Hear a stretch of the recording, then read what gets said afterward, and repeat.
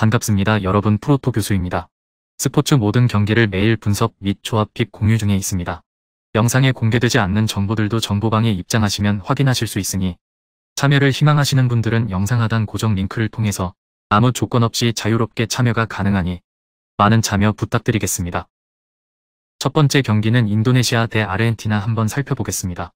인도네시아는 팔레스타인 상대로도 승리를 따내지 못했다. 신태용 감독 부임 이후 동남아시아 축구계에서 무시 못할 팀으로 거듭났는데 다소 아쉬운 팔레스타인전이었다.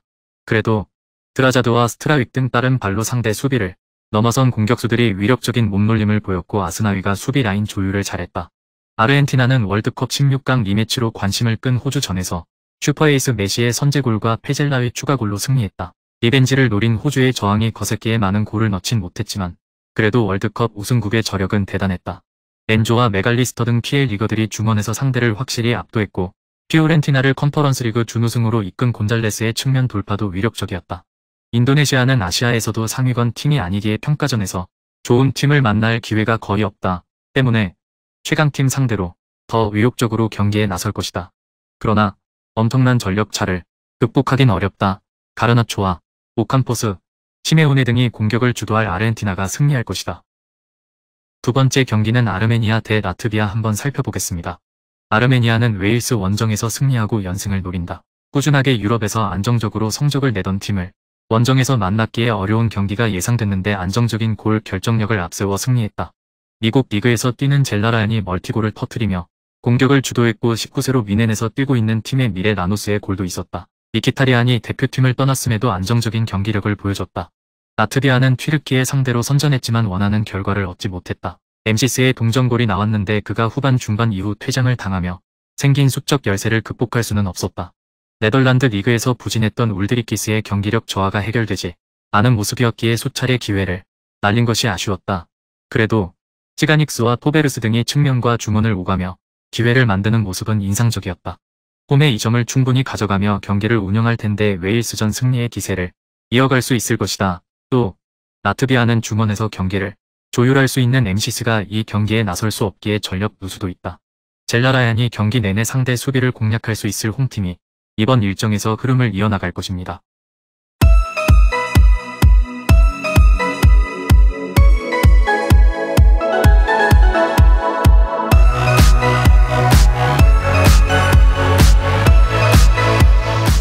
세 번째 경기는 프랑스 대 그리스 한번 살펴보겠습니다. 프랑스는 지브롤터 원정을 승리하고 조 1위를 유지 중이다. 음바페와 지루가 골을 터뜨리며 안정적으로 팀의 조 선두를 견인했다. 월드컵 준우승으로 인해 다소 떨어질 수 있었던 팀 분위기의 부상자도 많은 최근인데 전력 자체가 워낙 강했다. 레알의 중원 듀오인 카마빈가와 초우아메니는 포그바와 캉테의 공백을 완벽하게 지웠고 코만과 은쿤쿠는 누가 나와도 음바페의 대각에서 역할을 확실하게 해냈다. 그리스는 난적 아일랜드를 잡고 연승에 성공했다. 파블리디스와 야쿠마키스 등 스트라이커들의 골은 없었지만 트라브존스포르의 바카세타스와 올림피아코스의 마수라스 등 중원 지원이 확실했다. 세대 교체의 성공 속에 이제 유럽의 최상위권으로 올라갈 준비를 마쳤다. 그리스는 마브로파노스와 치미카스, 발독이 버티는 최종 수비의 안정감은 물론이고 만탈로스가 중원에서 공수의 중심을 잘 잡아주고 있다. 그러나 원정에서 프랑스는 상대하기 가장 어려운 팀이다. 상대의 거친 압박에도 공격 전개를 해나갈 그리즈만이 있고 음바페와 덤벨레, 코망은 상대 수비를 벗겨내며 팀에게 기회를 제공할 수 있다. 네 번째 경기는 잉글랜드 대 마케도니아 한번 살펴보겠습니다. 잉글랜드는 몰타 원정에서 승리하고 조 1위를 지키고 있다. 네이션스 리그에서 강등당했고 월드컵에서도 기대 이하의 성적에 그치며 실망감을 줬는데 다시 달릴 준비를 마친 것으로 보인다. 케인과 칼럼 윌슨 등 PL 최고 수준의 공격수들이 골맛을 봤고 구에히는 20대 초반의 나이에 주전 센터백 자리를 꿰찼다. 레쉬포드와 필 포든, 사카 등 막강한 이선 공격수들도 즐비하다.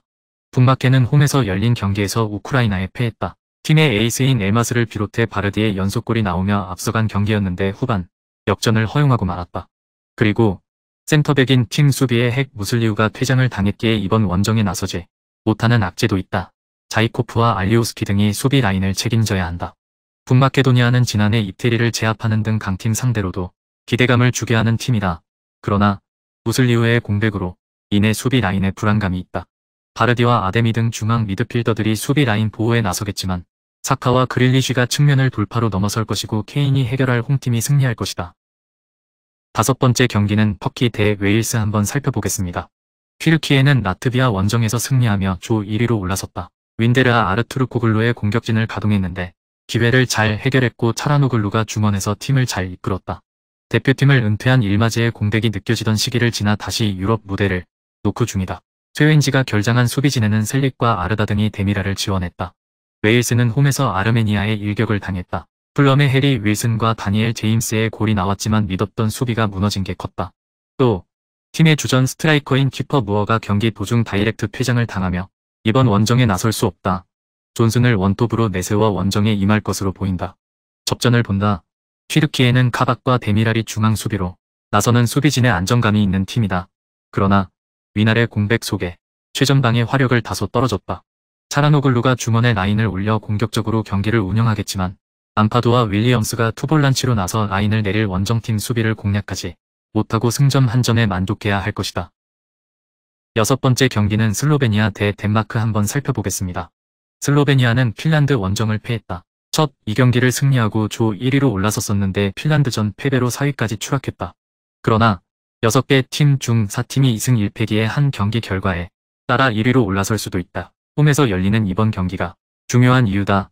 팀의 골잡이 역할을 해주는 벤자민 세스코를 비롯해 스포라르가 경기 내내 골을 노릴 것이다. 덴마크는 볼포스의 공격수인 요나스 빈의 결승골로 북아일랜드를 잡고 조 1위 자리를 탈환했다. 카자흐스탄의 충격패를 당하며 고비도 있었지만 위기를 넘겼다. 네르고로와 돌베르 등이 빠진 이번 일정인데 올센과 회론이 공백을 메웠고 에릭센은 건강하게 팀을 조율했다. 슬로베니아는 자이치와 로브리치 등 중원에서 덴마크와 경합한 선수 조합이 있다. 그러나 에릭센과 호이비에르, 나슨 등이 나설 원정팀 상대로 경기 주도권을 쥐긴 어렵다. 페론이 최전방에서 싸워주며 상대 수비에 부담을 줄 수 있고 브레이스웨이트와 당스고르가 빠른 발로 측면을 넘어설 덴마크가 우세해 보입니다.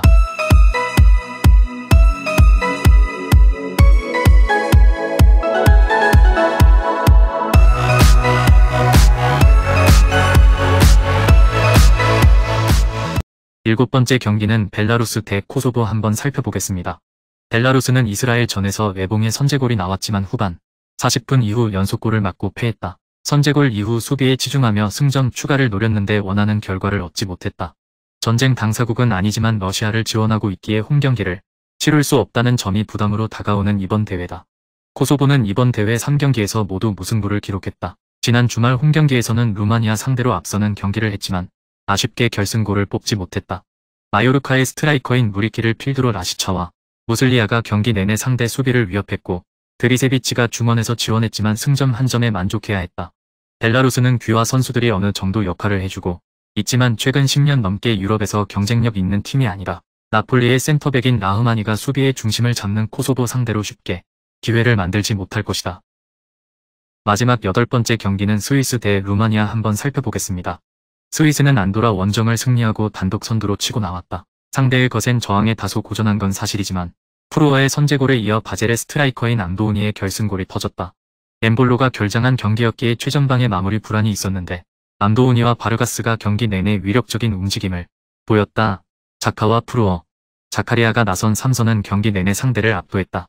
루마니아는 코소보 원정에서 무승부를 기록하고 2승 1무로 조 2위에 위치해 있다. 상대보다 더 많은 슈팅 시도와 더불어 위협적인 기회를 만들었지만 마무리가 아쉬웠다. 그래도 발루타와 드라구신, 마네아 등이 나선 백보가 안정적이었고 스탄시우가 중원에서 중심을 잡았다.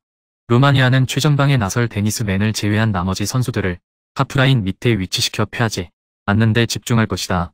그러나 원정에서 스위스 상대로 고전이 예상된다. 바르가스와 샤키리 등 2선에서 공격을 주도할 선수들이 있고 세페로비치와 슈테파니 앙도우니를 지원할 홈팀이 경기 분위기를 가져갈 것이다. 금일 경기들은 이렇게 알아보았습니다. 좀 더 다양하고 많은 정보를 원하시는 분들은 영상 하단 댓글에 링크 클릭 후 문의하시면 아무런 조건 없이 정보방 입장 가능하니 입장하셔서 정보 받아보시길 바라겠습니다.